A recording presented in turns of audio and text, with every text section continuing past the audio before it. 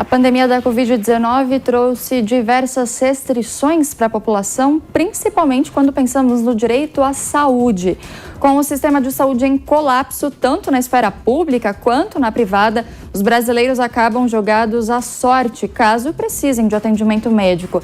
Para esclarecer esse assunto, a gente conversa agora com o advogado especialista em saúde, em direito médico, direito à saúde, Júlio Marques. Oi, doutor, bom dia, seja bem-vindo aqui ao Jornal da Manhã, segunda edição. Bom dia, muito obrigado. Doutor, como que a população deve e pode exigir, o direito à saúde, que está previsto inclusive na Constituição, em tempos de pandemia e com os sistemas de saúde à beira do colapso em praticamente todos os estados brasileiros? Pois é, nós estamos vivendo agora uma situação excepcional. Nós temos um problema em que simplesmente não há vagas, né? Tanto no sistema público quanto no sistema privado, e não adianta hoje exigir para situações de urgência, especialmente, algum direito perante o Poder Judiciário, porque simplesmente nós não temos vagas em nenhum dos dois sistemas. As pessoas falam, não, mas eu tenho plano de saúde, qualquer coisa, eu sou internado na rede privada.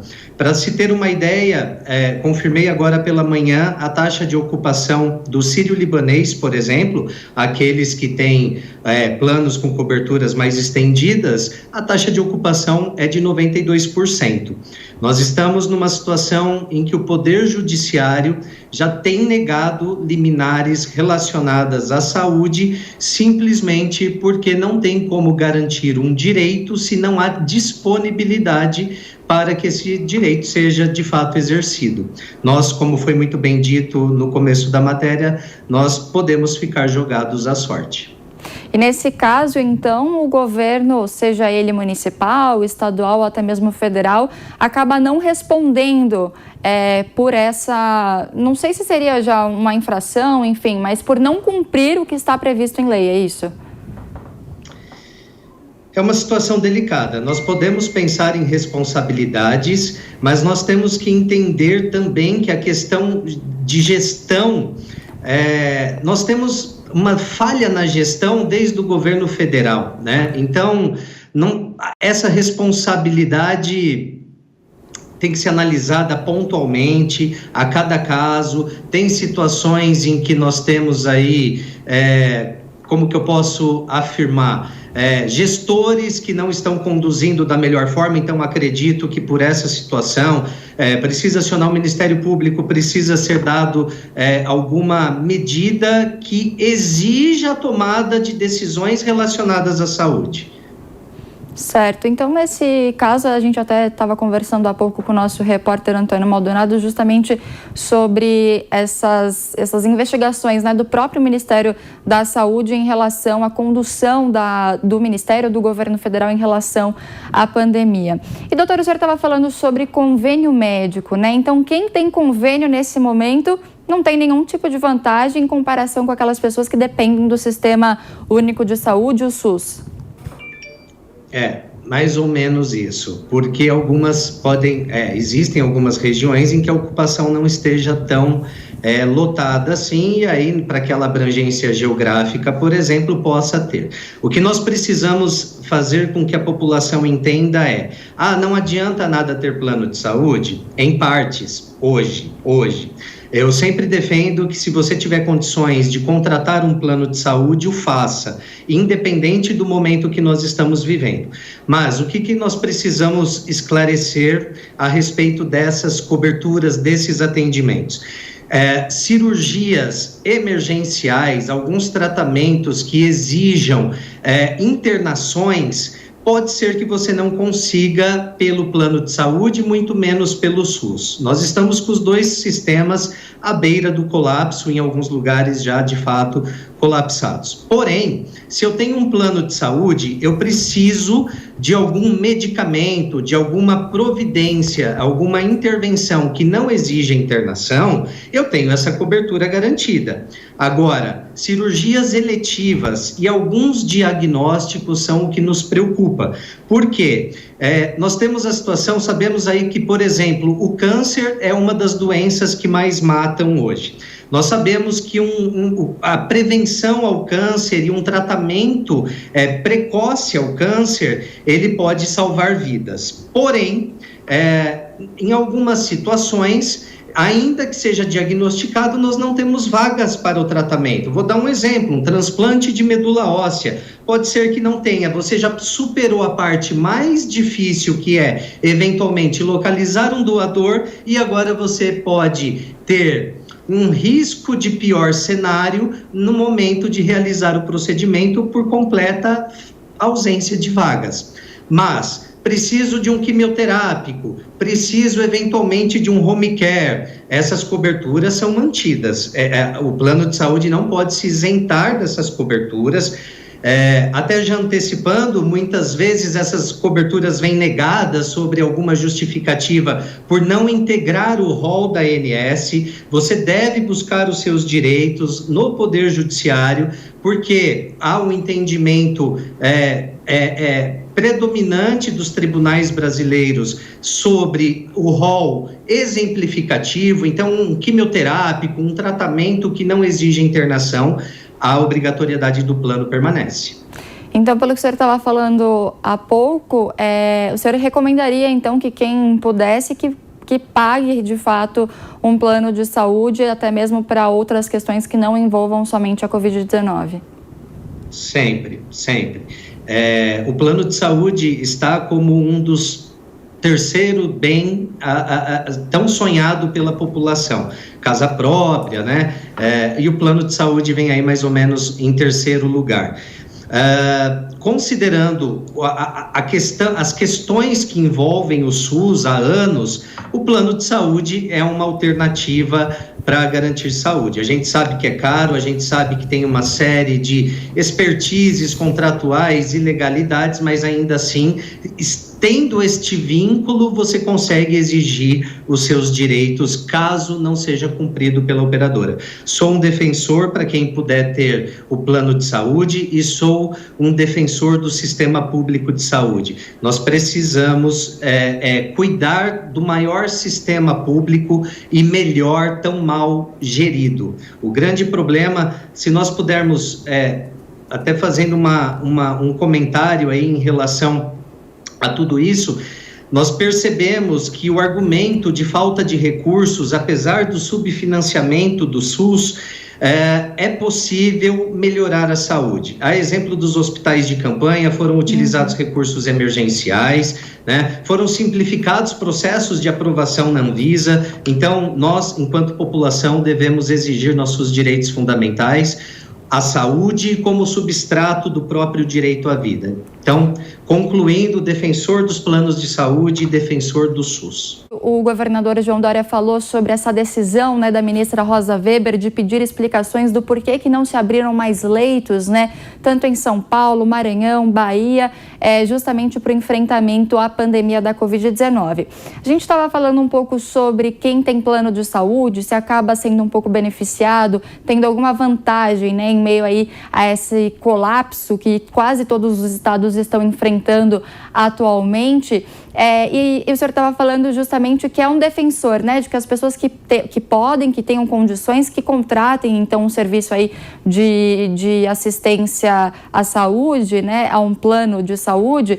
E até porque, né, doutora, a gente tá ouvindo muito dos especialistas que tem dois fatores, né? Tanto as consequências, as sequelas da Covid-19, muita gente precisando fazer fisioterapia, precisando também de home care, e tudo isso pode ser obtido também por meio do plano de saúde, quanto também a essa questão do pós-Covid, que a gente deve ter um boom de doenças que foram reprimidas aí durante a pandemia, seja por receio de ir ao hospital ou porque realmente não pôde, né?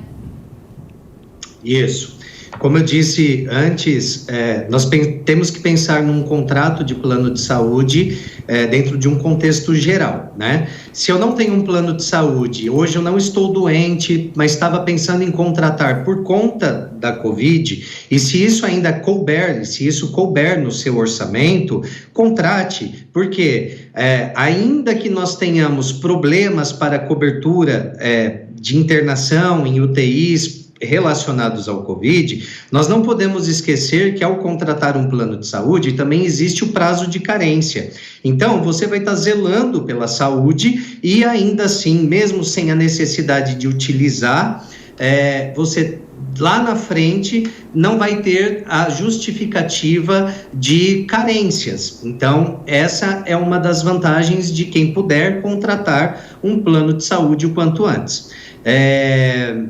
Além de outros procedimentos, né? Como eu disse, se você tem algum diagnóstico e precise de um medicamento prescrito pelo médico, nós também, o plano de saúde também tem a obrigatoriedade de fornecimento. Nós precisamos lembrar que emergência não é sempre internação. Se eu tenho um diagnóstico de um câncer hoje, é uma emergência porque daqui 30 dias ele pode crescer consideravelmente ao ponto de afetar a minha integridade, a minha saúde toda e até mesmo a minha vida. Então, a contratação de um plano de saúde, ao meu entender, também é fundamental. Porque o problema do SUS, enquanto nós não tivermos, e eu acho que isso está longe de acontecer, uma boa gestão, é um sistema que, apesar de maravilhoso sob o contexto, ele é mal gerido em sua raiz. Então, o plano de saúde ainda continua sendo uma alternativa viável e efetiva. E falando de uma forma geral, tanto o SUS quanto também os hospitais particulares, eles reservam uma parte desses leitos para a Covid-19, ou seja, de forma que quem precisar chegar com um caso de emergência, como o senhor falou, seja ali uma cirurgia ou até mesmo a internação, que possa ser atendido, né? Ou a gente já chegou num nível que todos os leitos estão sendo, ou praticamente todos os leitos estão sendo usados para o tratamento de pacientes com a Covid-19? Isso. Todos os leitos estão sendo ocupados. Nós temos uma série de direitos que estão, digamos, suspensos, tanto dos pacientes quanto dos familiares. A questão das visitas, eu recebo ligação o dia todo, o que dá para fazer e não estão deixando eu visitar. A ausência de visita é uma segurança para o familiar, é uma segurança para o paciente. Aí as pessoas falam, olha, mas ele não está internado por conta do Covid. Tudo bem, mas você vai estar num ambiente hospitalar, você pode estar trazendo o vírus para dentro do ambiente hospitalar. Então, a gente tem a necessidade de manter algumas coberturas. Uma outra preocupação, olha o que nós precisamos entender, que quando eu falo que nós falamos que colapsa, é porque colapsa tudo.